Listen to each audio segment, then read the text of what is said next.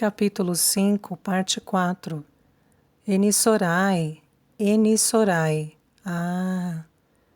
A imagem parou. As duas Américas ocuparam a tela, mas a inclinação do globo colocou-as numa posição estranha. O norte virado para baixo e o sul para cima. Ali, disse Eleia, ali, falta... Sua mão apareceu na imagem, segurando uma vareta que Simon lhe tinha dado.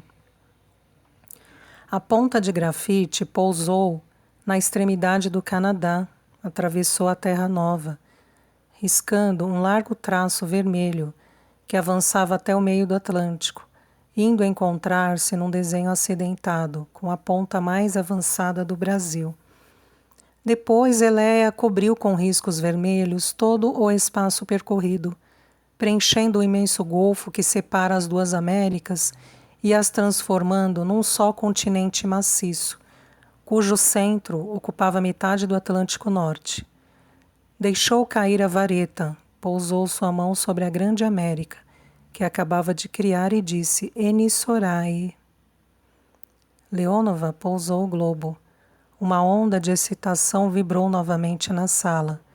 Como tal fenda poderia ter sido aberta no continente? Teria sido o mesmo cataclismo que provocara o desaparecimento de Enisorai central e deslocara o eixo da Terra? A todas essas perguntas, Eleia respondeu: eu não sei. Coban sabe. Coban tinha medo.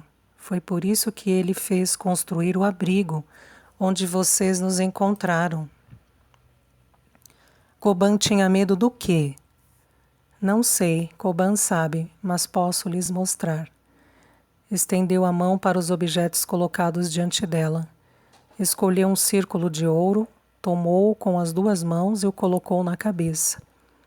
Duas pequenas placas ficaram aplicadas às suas têmporas. Uma outra cobriu a fronte logo acima dos olhos. Em seguida, apanhou um outro círculo. Simon, disse. O médico virou-se em sua direção. Ela colocou o segundo círculo na cabeça dele e, com um gesto do polegar, abaixou a placa frontal, que se transformou numa máscara sobre os olhos do jovem médico. Calma, balbuciou. Apoiou seus cotovelos sobre a mesa e pôs a cabeça entre as mãos. A placa frontal ficou levantada. Ela fechou lentamente as pálpebras.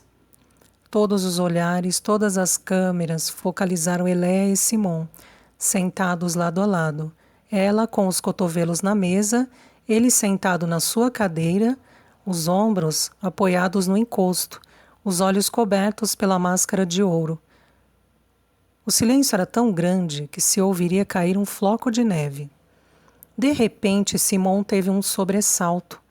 Viram-no colocando as mãos abertas diante de si, como se quisesse se assegurar da realidade de alguma coisa. Levantou-se lentamente e murmurou qualquer coisa que a tradutora repetiu num sussurro. Eu vejo, eu ouço, gritou bem alto. Eu vejo, é o Apocalipse. Uma planície imensa, queimada, viva, vitrificada.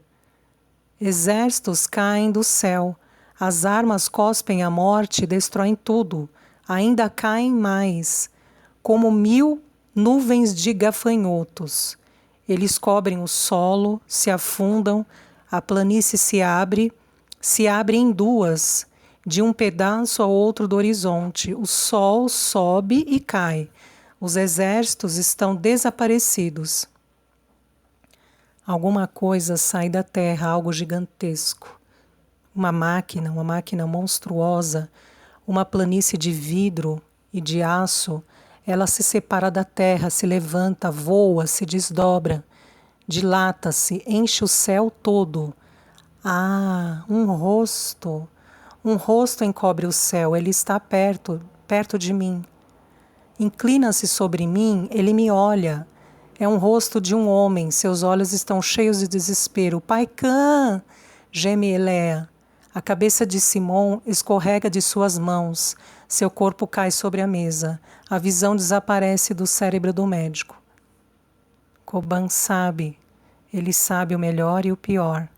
Ele sabe qual é essa máquina monstruosa de guerra que enchia o céu. Ele sabe como tirar do nada tudo aquilo que falta aos homens.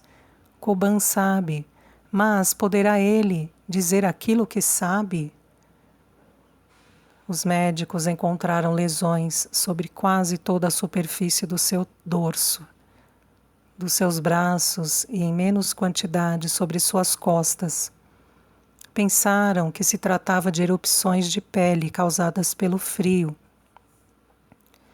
Mas quando retiraram sua máscara, descobriram uma cabeça na qual todos os cabelos, cílios e sobrancelhas estavam queimados até a raiz. Não eram simples erupções, mas sim visíveis sinais de queimadura, ou ambas as coisas, talvez. Perguntaram se Elé sabia como ele havia se queimado. Ela não sabia. Quando Coban adormeceu, estava a seu lado, saudável e intacto. Os médicos o envolveram dos pés à cabeça com ataduras, com um preparado antinecrose, a fim de impedir que a pele ficasse destruída quando retomasse sua temperatura normal e de ajudar a reconstituição dos tecidos. Coban sabe. Ele, por enquanto, não é senão uma múmia fria, envolvida em faixas amarelas. 2 tubos transparentes enfiados nas suas narinas saem das ataduras. Fios de todas as cores surgem das espirais amarelas em todas as alturas do seu corpo e o ligam aos instrumentos. Lentamente, lentamente, os médicos continuam a aquecê-los. A guarda do elevador foi dobrada através de um dispositivo tipo armadilha, posto à entrada da esfera. Lukos aí colocou 2 minas eletrônicas que havia trazido da sua missão e que havia aperfeiçoado. Ninguém poderia se aproximar sem as fazer ir pelos ares.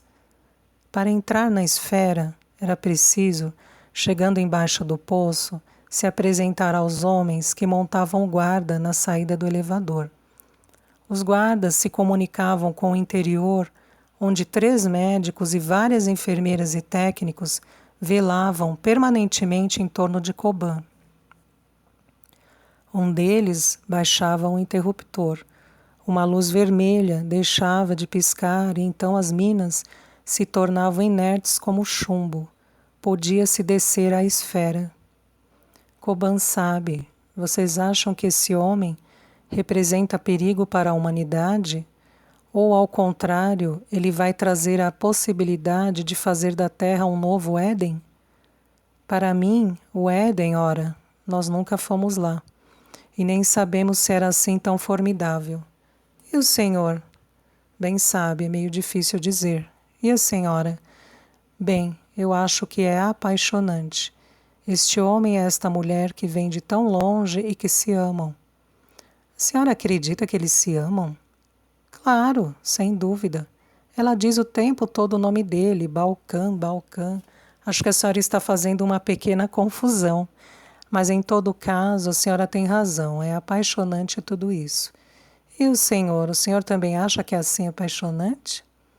Não posso dizer nada, visto que sou estrangeiro. O senhor e a senhora Vignon, seu filho e sua filha, comem batatas com açúcar, na mesa, em feitio de lua diante da tela. É uma receita da cozinha nutritiva. É uma bobagem fazer perguntas como essas, comenta a mãe. Esse sujeito, diz a filha, eu o mandaria de volta para o frigorífico. A gente vive muito bem sem ele. Oh, replica a mãe, não se pode fazer isso. Sua voz está um pouco rouca. Ela pensa num certo detalhe. E em seu marido, que já não é mais tão... Recordações lhe rasgam o ventre. Uma grande tristeza enche seus olhos de lágrimas. Assoa o nariz. Acho que estou mais uma vez resfriada. Por este lado, a filha está em paz. Ela tem amigos na arte e decorações, que são talvez menos agraciados do que esse tipo. mas, sob um certo detalhe, eles lhe equivalem. Enfim, talvez não seja bem assim, mas eles ao menos não estão gelados. Não podem colocá-lo de novo no gelo, diz o pai, depois de todo o dinheiro que já gastaram. Isto representa um investimento. Por mim, ele pode se danar, resmunga o filho. Não diz mais nada. Pensa em Eleia toda nua. Sonha com ela de noite e quando não está dormindo. É pior ainda. Eleia, com indiferença, havia deixado que os sábios examinassem os 2 círculos de ouro. Brivaut tentou encontrar dentro deles um circuito, conexão, alguma coisa. Nada. Os 2 círculos, com as 2 placas temporais fixas e a placa frontal móvel, eram feitos de um metal sólido, sem qualquer mecanismo interno ou externo. É preciso não se enganar, disse Brivaut. Trata-se de eletrônica molecular. Esse negócio é tão complicado quanto um emissor e receptor de TV reunidos, e tão simples quanto uma agulha de tricô. Está tudo nas moléculas, é formidável. A meu ver, isso funciona assim. Quando você o põe ao redor da cabeça, ele recebe as ondas do seu cérebro, transforma-as em ondas eletromagnéticas e as emite. Quando se põe o outro círculo na cabeça, a placa é puxada para baixo e funciona em sentido contrário. Recebe então as ondas eletromagnéticas que são enviadas, transformando-as em ondas, que transmite a outro cérebro. Compreendeu? A meu ver, acho que poderíamos ligar isso à TV. O quê? Não é feitiçaria. Captar as ondas no momento em que elas estão eletromagnéticas, amplificá-las e injetá-las no receptor de TV. Isto certamente dará alguma coisa. Talvez uma confusão, talvez uma surpresa. Vamos experimentar. Ou é possível ou não. De qualquer maneira, não é difícil tentar. Brivaut e sua equipe trabalharam apenas a metade de um dia. Depois, Goncelin, seu assistente, colocou na cabeça o capacete emissor e constataram, entre surpresos e confusos, imagens sem continuação nem ligação, às vezes sem formas precisas, uma construção mental tão instável quanto a areia nas mãos de uma criança. Não tente pensar, disse Eleia. Pensar é muito difícil. Os pensamentos se fazem e se desfazem. Quem os faz, quem os desfaz? Não é quem os pensa. É preciso se lembrar. Memória, somente memória. O cérebro registra tudo, mesmo se os sentidos não prestam atenção. É preciso se lembrar, recordar uma imagem precisa, no instante preciso, e depois deixar fazer, o resto vem sozinho. Vamos ver. Ponha isso sobre a sua cabecinha, disse Brivaut a Odile, a secretária do escritório técnico que grafava as peripécias dos ensaios. Feche os olhos e lembre-se do seu primeiro beijo. Oh, senhor Brivaut, não se faça de boba. Ela tinha 45 anos e parecia um inspetor de trânsito, às vésperas de se aposentar. Havia sido escolhida, entre outras, porque já havia feito grandes marchas, tinha vocação de líder e não temia o mau tempo. E então, chegou lá? Sim, monsieur Brivaut. Vamos, feche os olhos, lembre-se. Houve na tela, testemunha, uma explosão vermelha. Depois mais nada. Curto-circuito, disse Goncelin. Emoção demais, disse Eleia. É preciso recordar a imagem, mas se esquecer. Tente mais uma vez. Tentaram e conseguiram. Para a segunda sessão de trabalho, além de Leonova e de Hoover, Brivaut e seu assistente Goncelin haviam tomado lugar ao lado de Eleia e de Simon. Brivaut estava sentado perto de Eleia. Ele manipulava uma montagem complicada, pouco maior que um cubo de gelo, e que estava encimada por um buquê de antenas da altura de um dedo mínimo, e tão complexo como as antenas de um inseto. A montagem estava ligada a uma mesa de controle colocada à frente de Goncelin. Um cabo partia dessa mesa para a cabina de Lenson. A terceira guerra durou 1 hora, disse Eleia. Depois Eni Sorai teve medo. E nós também, é claro. Paramos. Havia 800 milhões de mortos. Principalmente de Eni Sorai. A população de Gondawa era menos numerosa, mas bem protegida nos abrigos. Na superfície do nosso continente não restava mais nada, e os sobreviventes não podiam subir por causa das irradiações mortais. Irradiações? Que armas eles haviam utilizado? As bombas terrestres. Você conhece o funcionamento delas? Não, Koban conhece. E conhece o princípio? Elas eram fabricadas com o metal tirado da terra e que queimava. Destruía e envenenava muito tempo depois da explosão. Ouviu-se a voz impessoal da máquina tradutora, abre aspas. Traduzo exatamente as palavras gondas e isso dá bem bomba terrestre. No entanto, ao mesmo tempo, substituirei esse termo pelo seu equivalente, bomba atômica. Fecha aspas. Nasci, continuou Eleia, na 5ª profundidade.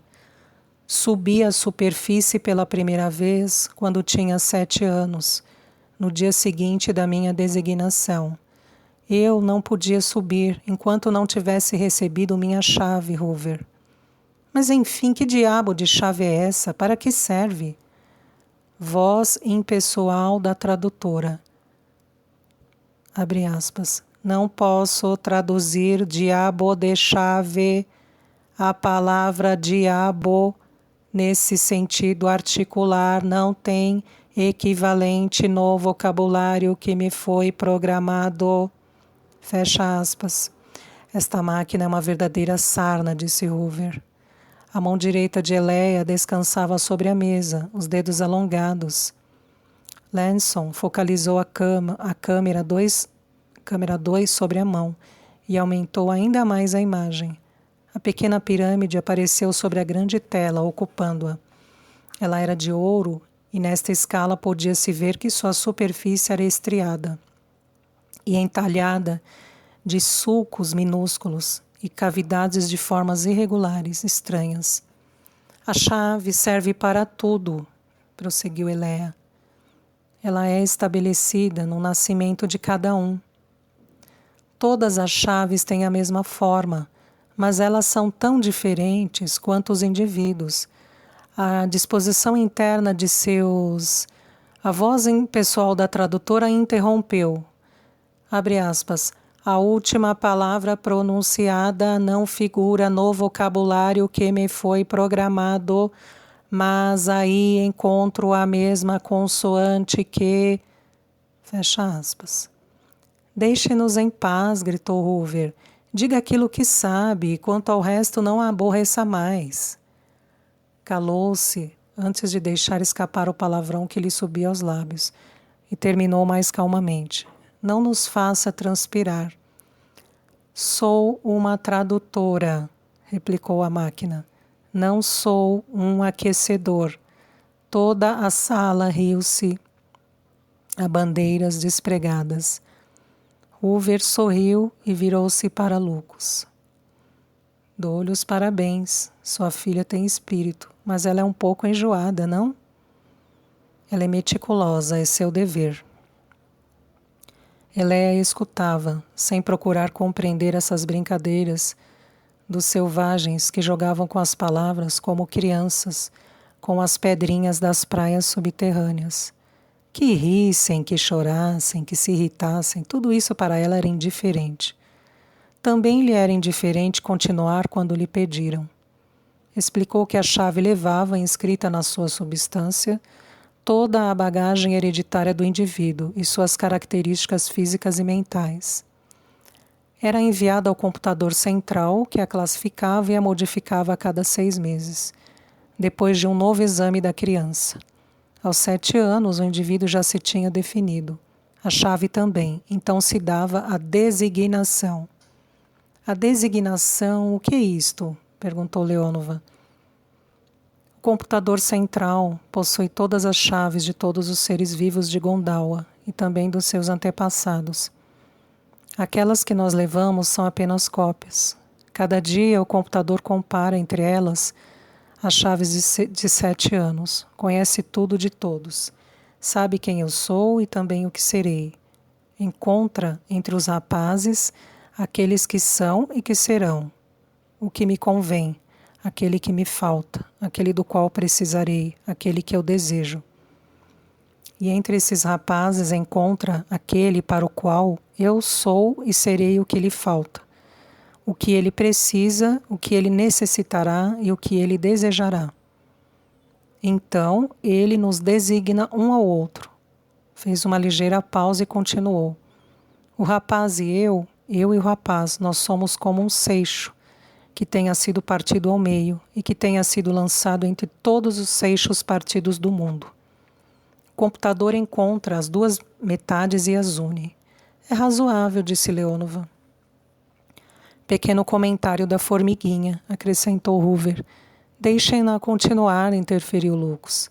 Elea, indiferente, começou a falar sem olhar para ninguém. São educados juntos, ora na família de um, ora na família do outro.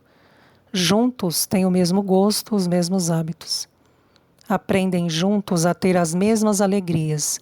Conhecem juntos como é o mundo, como é a menina, como é o menino. Quando vem o momento em que os sexos florescem, a união pelo sexo e o seixo reunido torna a soldar-se numa só matéria. Soberbo, disse Hoover. E isto sempre tem sucesso? Seu computador não se engana jamais? O computador não pode errar. Às vezes, um rapaz ou uma moça mudam, ou se desenvolvem de uma maneira imprevista. Então, os dois pedaços de seixo não são mais a metade e um se afasta do outro. Eles se separam? Sim. E aqueles que ficam juntos são muito felizes? Nem todo mundo é capaz de ser feliz. Há casais que simplesmente não são infelizes. Há aqueles que são felizes e os que são muito felizes. E há alguns que a designação obteve um sucesso absoluto e cuja união parece ter começado no início da vida do mundo. Para estes, a palavra felicidade não é suficiente, eles são... A voz impessoal da tradutora declarou em todas as línguas que ela conhecia. Não há palavra na sua língua para traduzir a palavra que foi pronunciada. E você, perguntou Hoover, você não era infeliz, feliz, muito feliz ou bem, bolas, isso inexprimível? A voz de Leia estancou-se, tornou-se dura como metal. Eu não era, disse ela. Nós éramos. Os detectores imersos ao largo da costa do Alasca anunciaram ao Estado-Maior americano que 23 submarinos atômicos da frota polar russa haviam ultrapassado o Estreito de Bering, dirigindo-se para o sul. Não houve reação americana. As redes de observações fizeram saber ao Estado-Maior russo que a 7ª Esquadra Americana de Satélites Estratégicos modificara sua órbita de espera e inclinara-se para o sul. Não houve reação russa. O porta-aviões submarino europeu Netuno 1, em cruzeiro nas costas da África Ocidental, mergulhou e tomou a direção do sul. As ondas chinesas começaram a gritar, revelando à opinião mundial esses movimentos que todo o mundo ignorava ainda e denunciando a aliança dos imperialistas que vagavam de comum acordo em direção ao continente antártico para aí destruir a maior esperança da humanidade.